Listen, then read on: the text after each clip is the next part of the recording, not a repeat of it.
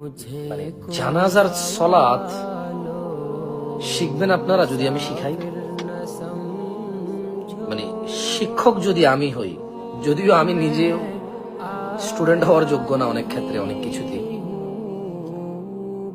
জায়নাজার নামাজ মানে সলাতুল জানাজা, বাংলাতে বললে কি বলবো আমি, অনেকের বাপ মারা যায়, মা মারা যায়, স্ত্রী মারা যায়, ছেলে মারা যায়, চাচা মারা যায়, দাদা নানা ফুফা ফুফি খালা খালু ইত্যাদি মারা যায়, কিন্তু জানাজার নামাজে উপস্থিত হয়ে কি পড়বে কিছুই জানে না।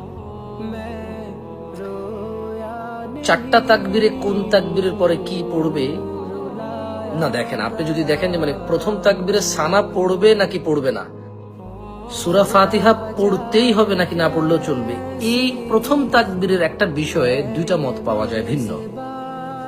এর মধ্যে বাংলাদেশে একটি দল খুবই কঠোর যে সানা পড়া যাবে না, আর একটি দল খুবই কঠোর সানা পড়া লাগবেই।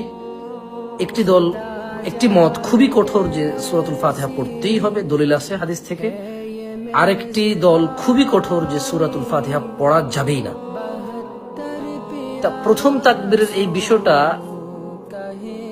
বড় বড় আলেম ওলামা যারা সালাফ সালেহিনদের থেকে কথা বলেছে, ওনাদের থেকে সমাধান করা সম্ভব, কঠিন না ইনশাআল্লাহ।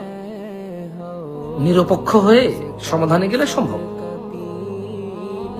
বাকি দ্বিতীয় তাকবীরের পরে কি পড়বে কারো কোনো আপত্তি নেই, কিন্তু মানে দুইটা মানে আলাদা আলাদা মত পাওয়া যায় না, ভিন্ন মত পাওয়া যায় না, কারোর সাথে কেউ ডিসএগ্রি না। তৃতীয় তাকবীরে কি পড়বে কারোর সাথে কেউ ডিসএগ্রি না। চতুর্থ তাকবীরে কি করবে কারোর সাথে কেউ ডিসএগ্রি না।